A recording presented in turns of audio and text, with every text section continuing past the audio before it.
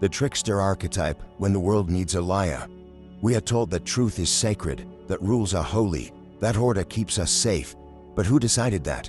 Who benefits from your obedience? And what if the liar, the thief, the shapeshifter, is not the villain, but the cure? Every culture has a trickster. Loki, Hermes, Coyote, Anansi. They're disruptive, unpredictable, and always punished for showing us what we pretend not to see. They don't just break the rules, they expose them, reveal them, strip them naked. Because sometimes, the lie isn't the trickster's words, it's the world itself. Loki, the monster you needed. Loki is not evil, but he is necessary. In Norse mythology, he is the blood brother of Odin, not by birth but by choice, and he is the one figure the gods both hate and need. Loki shapeshifts, he lies. He laughs at death and mocks solemn oaths. He turns into a mare, gets impregnated by a stallion, and births a horse with 8 legs. He fathered monsters. He saves the gods, he betrays them, he redeems them, he destroys them. He is contradiction, incarnate. But here's the thing, Loki doesn't create chaos for fun. He mirrors it, he reflects the hypocrisy of the gods. They who preach order but build power through violence. They who claim honor but hide behind manipulation. Loki pushes until the cracks show. And when Ragnarok comes, the end of all things, he doesn't just destroy the world, he completes it. Because sometimes the system is so corrupt that only chaos can cleanse it. Loki is the explosion that ends the pretense, and in that destruction, truth crawls out of the rubble. Hermes, the divine thief. Hermes was born and stole Apollo's cattle on his first day alive. He invented the lyre, lied about it, and then charmed his way out of punishment with music. A liar, a thief, a salesman, a poet, but also the god of travelers, of language, of transitions, of thresholds, of death and dreams. He guides souls across boundaries between life and death, between truth and deception, between divine and human. Hermes is not moral, he's fluid. He teaches that the world is not black and white, it is layered, shifting, contingent, and that the real sin is rigidity. The gods tolerate Hermes because he is useful. He lubricates the machinery of heaven. He carries messages even the gods can't utter themselves. He speaks the language between languages, the signal within the noise. And if you think that kind of voice isn't sacred, ask yourself, who defines holiness? And who profits when you silence your cleverness to appear good? Coyote, the sacred fool. Coyote is a clown. He farts, he lies, he gets tricked, he tricks back, he dies, he comes back, he creates the stars by accident, he teaches humans to laugh at death. In Native American stories, Coyote is ridiculous, but he is also a creator. He creates by mistake.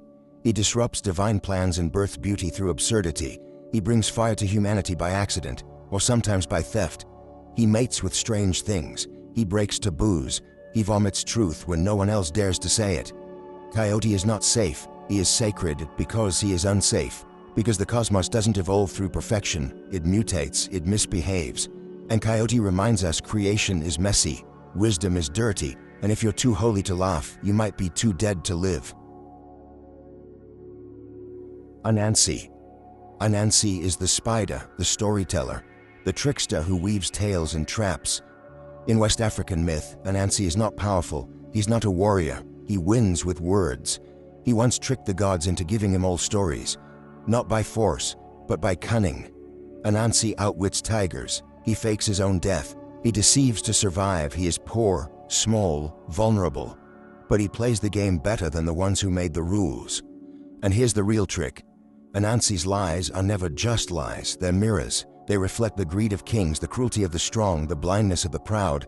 He exposes injustice by mocking it. He reveals truth by twisting it. And in doing so, he gives the powerless a voice.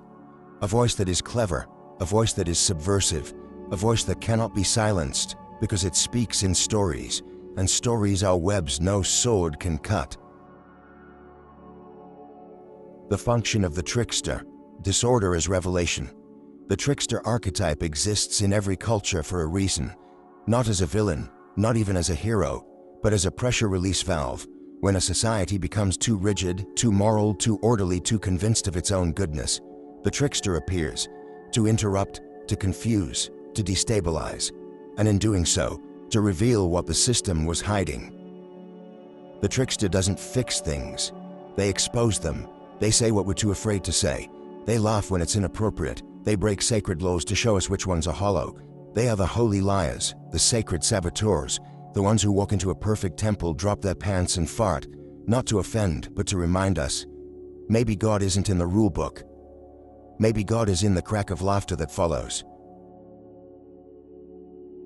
Order is not innocence.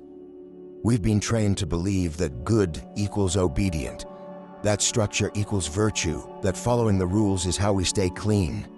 But who made the rules? And what if the rules are the problem? What if order is just the name we give to someone else's comfort? The trickster reminds us that order can be a cage, that manners can be violence, that politeness can strangle the soul. They ask, what parts of yourself have you buried just to be seen as good? Your anger, your lust, your wildness, your creativity. What did you kill in yourself to be approved by a system that was never built for you? What masks do you wear that look like virtue but taste like ash? The trickster in you. You don't have to be a god to be a trickster. You just have to be willing to speak when silence is expected, to laugh when others kneel, to question what no one else dares touch. You might lose friends. You might offend family. You might be called rude, chaotic, difficult. Good. That means you're alive. Because real aliveness isn't tidy. It doesn't color inside the lines. It bleeds, it howls, it dances where it shouldn't. The trickster in you is not your enemy. It is your immune system. It fights off the infection of conformity. It breaks things, not to harm but to reveal. Burn the mask. So here's the question. What are you destroying in yourself just to appear good? Your instincts, your rage, your honesty, your chaos. What would happen if you let the trickster speak? If you stopped performing and started disrupting? Not to be cruel, not to dominate, but to show that the emperor has no clothes and never did. The world doesn't need more saints. It needs more holy liars, more sacred thieves, more beautiful saboteurs, because the system is sick, and sometimes the cure wears a grin and tells a lie.